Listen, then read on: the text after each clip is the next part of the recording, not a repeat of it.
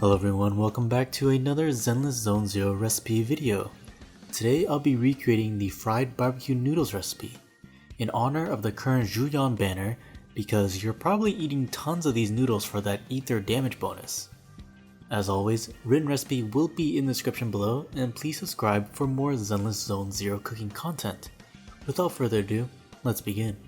This recipe will technically take 2 days as 2 of the toppings require being left in the fridge overnight. So first, let's work on the pork. Chashu pork is a very common topping for ramen, and this will be a classic method of preparing it.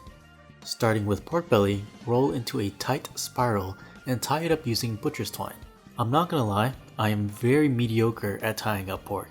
I got this one to look decent, but I will link a proper tutorial on how to tie pork belly in the description below. If you don't want to go through all this trouble, you can definitely skip this step and just cook the pork without tying it up. In a pan, preheat oil on medium-high heat and sear the pork belly on all sides, about 2 minutes per side. Now in a large pot, big enough to fit the pork belly, add water, sake, soy sauce, mirin, sugar, green onion, and ginger. Stir to dissolve the sugar, then carefully place the pork belly in. It is fine if the pork belly is not fully submerged, but you do want the liquid to cover most of the pork belly.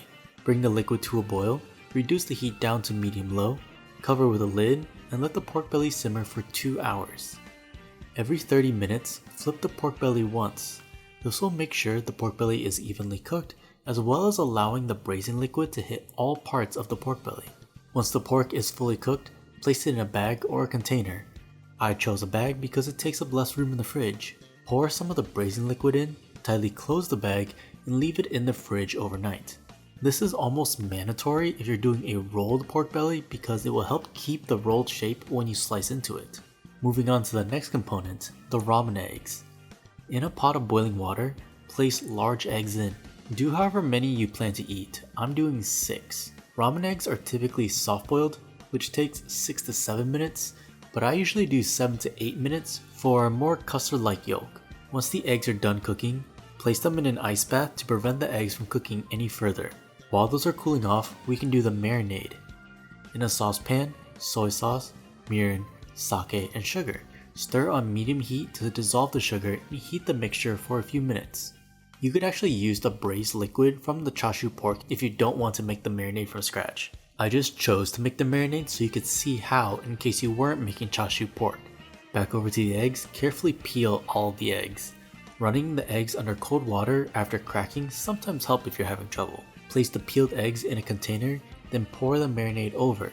A little trick is to place a paper towel over the eggs. Make sure the paper towel has absorbed some of the marinade. This will help marinate all sides of the eggs without having to flip them over yourself. Place these in the fridge to marinate overnight. Okay, so it's the next day, and you might be wondering, Alex, your kitchen looks different. Yeah, I'm at a friend's house because I decided that ramen is better enjoyed with friends. And I definitely have way too much food to finish by myself. In a large pot, preheat oil on medium-high heat, then add minced ginger and garlic. Stir fry until fragrant, about 30 seconds. Then add ground pork in. Cook the pork until most of the pink is gone, then deglaze with sake. Allow all the alcohol from the sake to cook out, then add black pepper and sugar. Then add fermented bean paste. I'm using the Korean version, doenjang here.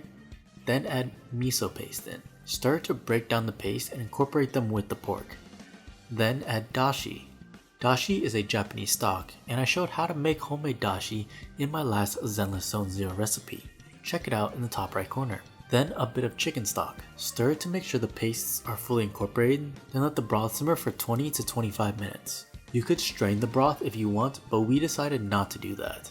Now the broth is done, let's start putting together the bowl. For the ramen noodles, I'm just cooking packaged ramen noodles according to the instructions. For the chashu pork, remove the butcher's twine from the pork. Carefully cut super thin slices. As you can see, the pork is holding the spiral shape very nicely. Take a kitchen torch and heat up the pork and melt the fat. Since the in-game image doesn't seem to show super charred slices, I didn't torch the pork very long. If you don't own a kitchen torch, you could quickly pan fry the slices or stick them in the microwave to heat them up. In a bowl, start with the shoyu tare. This is basically ramen seasoning. You can check how I made it in the last Zenless Zone Zero recipe video as well. Then a few ladles of the miso broth, then the ramen noodles.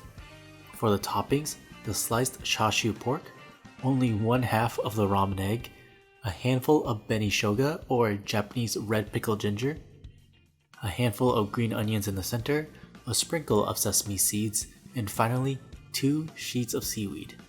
And that completes the fried barbecue noodles from Zenless Zone Zero. This is definitely a labor of love, even with a few shortcuts I did. But it is definitely worth it, as this bowl is just full of flavor and umami. Make this a meal to enjoy with your friends or family. Let me know what else you'd like to see from Zenless Zone Zero, and please consider subscribing if you enjoyed the video. Thanks for watching, and I'll see you on the next one.